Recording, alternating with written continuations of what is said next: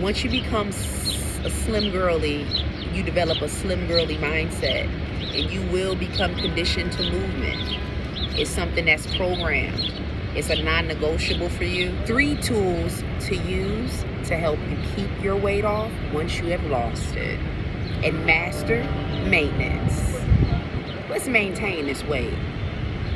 I would say these 3 tools are super important, heavily essential, and are the keys to a successful maintenance and the keys to successful weight loss. I'm Jasmine Nicole. This is Weight with Jazz, a safe space to discuss all things weight related, a little bit of my life, and everything else. I was formerly a biggie. Now I'm reformed, slim back, okay? Snatched it back. I lost a total of about 154 pounds. Over the course of 12 years, I initially lost 115 with intermittent fasting and running.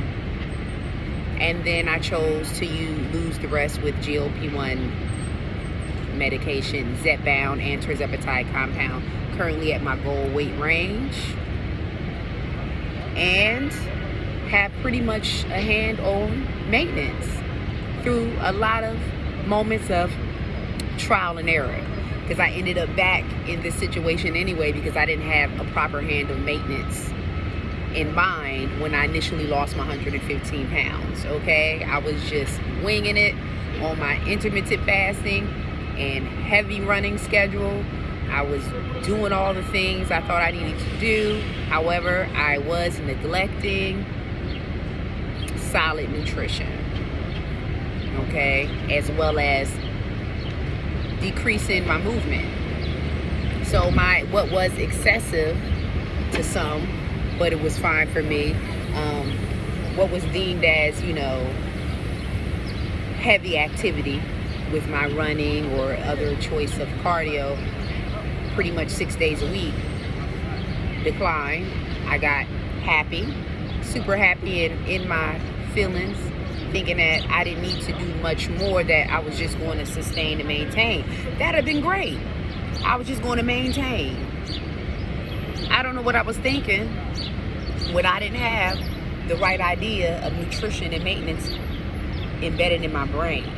Whether I was going to exercise or not, I didn't have that whole system of maintenance. Eating your appropriate maintenance calories in accordance to your expenditure, your level of activity, and going from there. I was just winging it.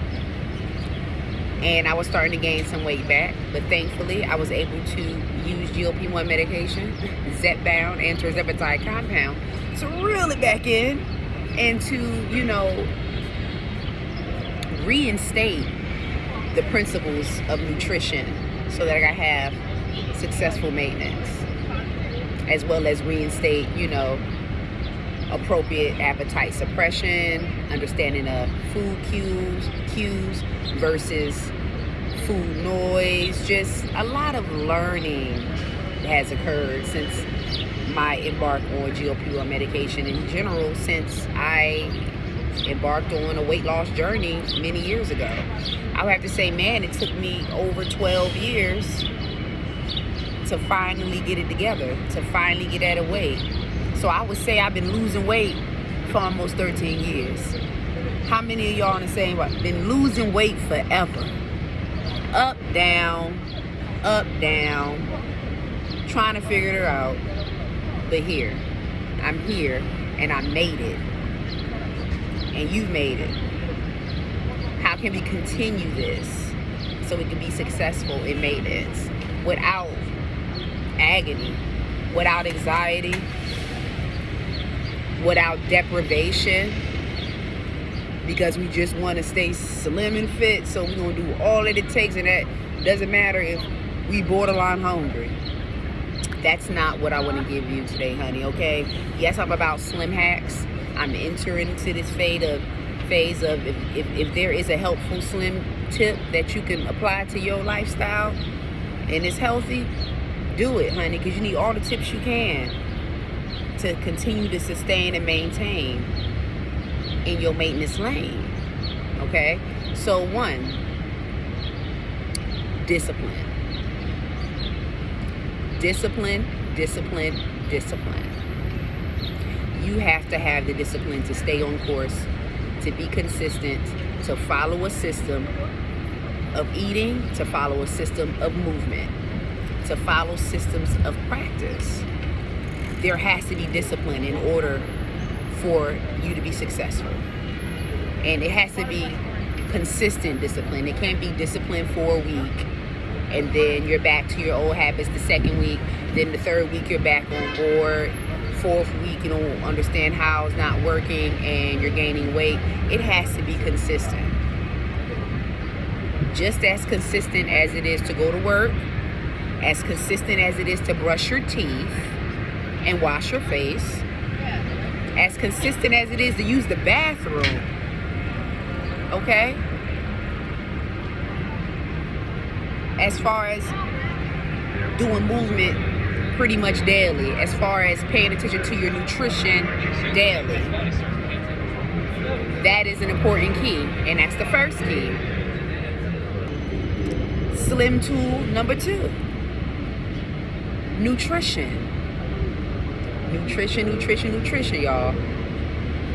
Preferably and favorably whole food, plant-based, focusing on healthy protein, lean protein, and fiber through vegetables and fruit and whole grains, lentils, other beans, tofu, tempeh,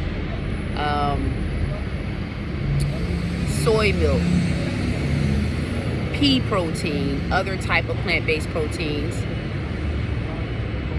Or you can sprinkle in regular animal products as a protein in addition to whole food plant-based, because you can still be plant-based and still dab into animal protein as the source. And if that's what you're doing, fine. But do not negate whole foods. Plants. That's the key here. Vegetables, fruit for fiber. And when we're thinking about grains, whole grains, if that's not something that's going to affect you, if you happen to have a condition where you can't have it, then, you may have to dibble into being gluten-free, the gluten-free type of products. But if that's not the case, whole foods are your friend. And what you want to pay attention to, in addition to the protein and fiber, is the snacking. You want to snack on whole food plant-based snacks. You want to snack on snacks that are high in fiber, snacks that are higher in protein. Therefore, you're less likely to double dip to a second serving. You're more likely to be content with that first serving of that snack because it's packed with some fiber as well as protein. Even if it is a little carbish. And that's okay. Tool number 3. Intentional movement. Movement, y'all. I'm not talking about barely walking down the street, dragging down the street. We're talking about intentional paceful movement. And walking is your choice. Walking is what it is. And walking is just fine because that's what I do as well, in addition to weight training. But this is movement. If you want your body to have certain types of curtailing and dimensions and certain types of tightening and toning, then you're going to have to pick up a weight. Okay? You're going to have to pick up a weight and be consistent with the weight training and cardio. Your body is just not going to come. It's just not going to come because you want it to come. It's not going to come just because you're on GLP1. You're going to lose weight, and more than likely you're going to lose some muscle mass, regardless, in any weight loss journey. But ways to counter that is protein and weight training. So that means you actually have to be intentional with the movement of weight training. Now, when you grasp these 3 tools, well, weight training is still considered a movement, so that doesn't make 4 tools, and we're still on 3. So when you grasp these 3 movements, I really can't see you going wrong. I really don't see a stall. I don't see a lack of weight loss or a lack of fat loss when you stick to these tools. Discipline, which includes consistency. Nutrition, focusing on whole food, plant-based products. Keep minimal process as possible. But process is there, that's fine. But as long as you pay attention to the ingredients and try to keep them as healthy as you can, make sure the macros match the best way they can for you. And intentional movement. This includes cardio and weight training. If you want the body, you want to maintain it, you want to look good and feel good, you're going to have to incorporate these tools. Sis, from one sis to another, from one sis to a brother, okay? Gotta stop looking for the easy way out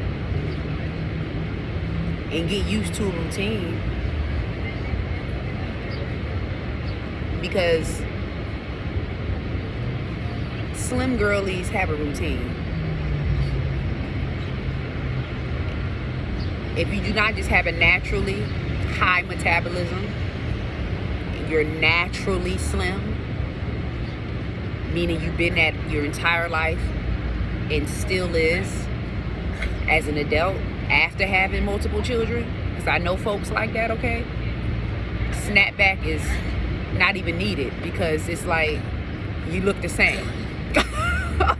I mean, I would love to have that body where I can just have 3-4 kids and honey, I'm back snatched, I'm still slim and cute. That's not for the most, and definitely not for me, honey.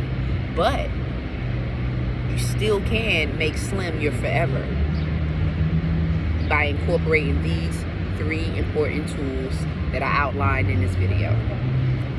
Now it's up to you. I'm sure you've heard it many times on many platforms from many influencers.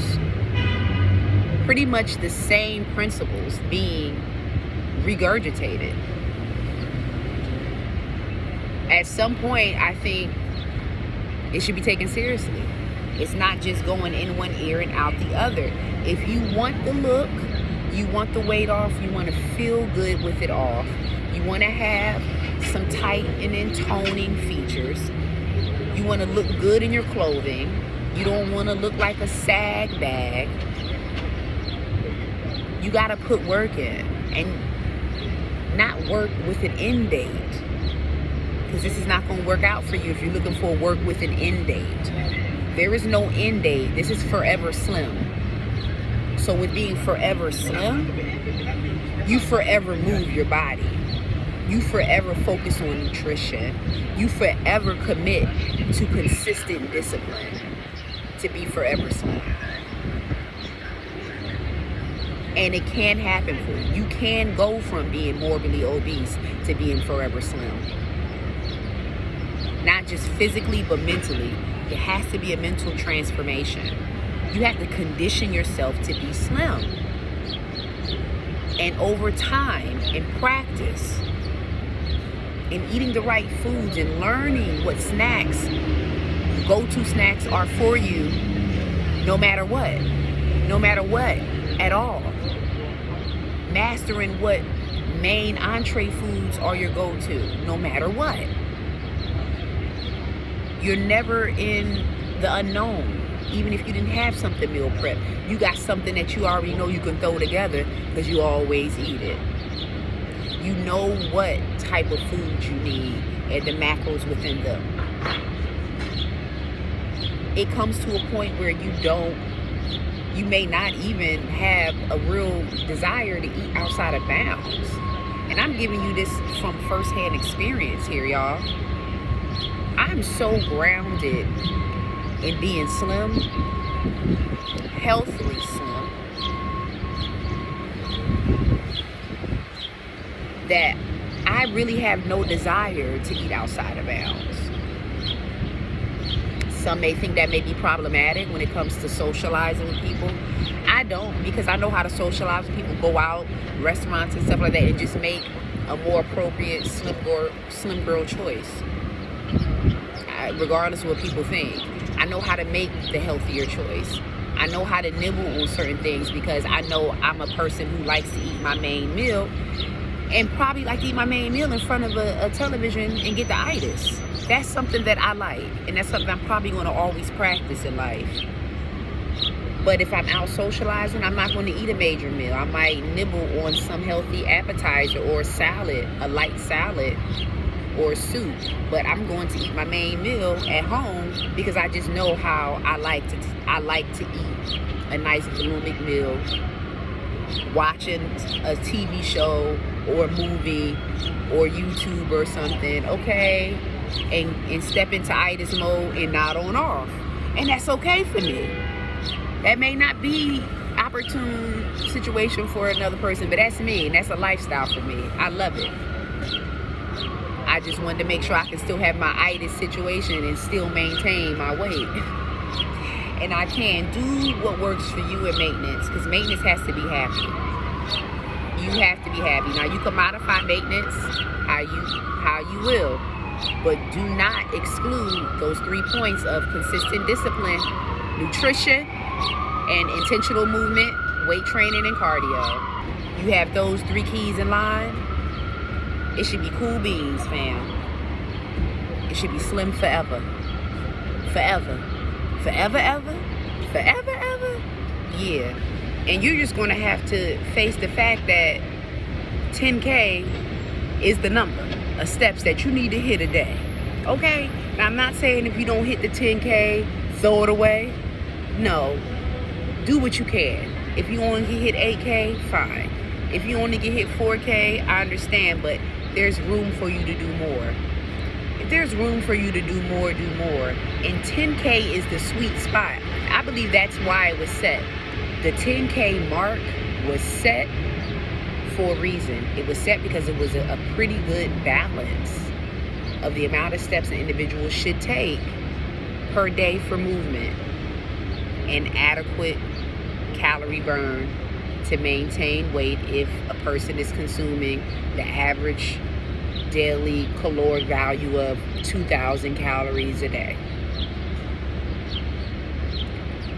10K is the recommended amount of steps. And if you really stick to it, you will be able to see that 10K every single day makes a difference, honey. And then after a while, you're not going to go a day without 10K. Like me. Because I'm conditioned. Once you become a slim girly, you develop a slim girly mindset, and you will become conditioned to movement. It's something that's programmed. It's a non-negotiable for you, and it's not grueling. It's not like, oh, I gotta get up and do this. It's like, okay, I gotta get up and maintain my look, honey, you know.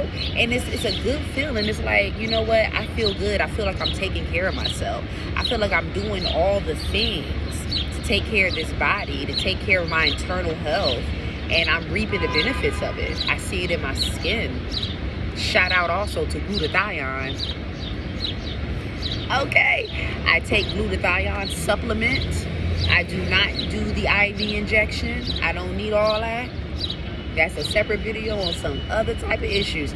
Okay, glutathione is an antioxidant that we naturally produce in the body, and we start to decline that production after a certain age of 30, and also as a result of not consuming certain foods such as avocados and other foods that are glutathione friendly. Okay, I have eczema, but since I've been taking glutathione as a treatment for my eczema condition, I have not had an eczema outbreak.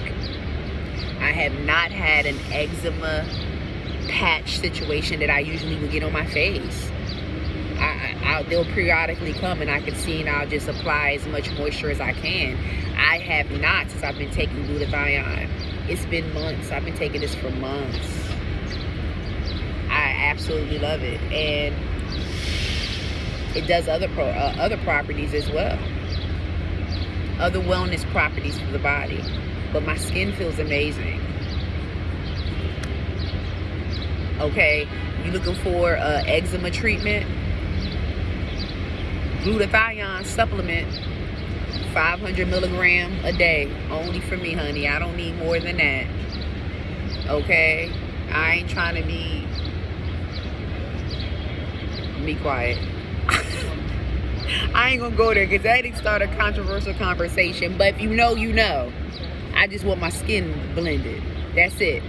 And it's doing what it needs to do. So that works. And it's an extra antioxidant. So it does additional properties to help maintain metabolic support. You get what I'm saying, y'all? It's a lot of the supplements have properties in it to further support your metabolic rate. So you're kind of like doing yourself a major advantage by taking supplements in addition to GLP1. GLP1 medication is great, absolutely, for appetite suppression and the regulation of hunger hormones, as well as some other things that's been discovered through research. Sleep apnea, helps treat heart conditions. But essentially, I'm not going to say it's a metabolizing booster, but naturally, if you lose weight and you become more accustomed to exercising more exercise does boost the metabolism. So in correlation to that, GLP1 can help boost the metabolism, but not on its own. It can help boost your metabolism with your health. Exercising helps boost the metabolism. So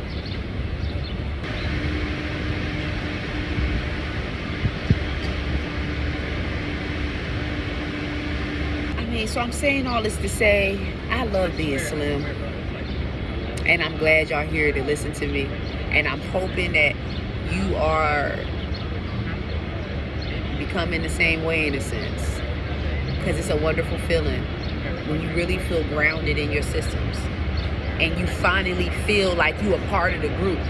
You finally feel like, oh my gosh, I get it. I completely get it. And I'm not gonna stop.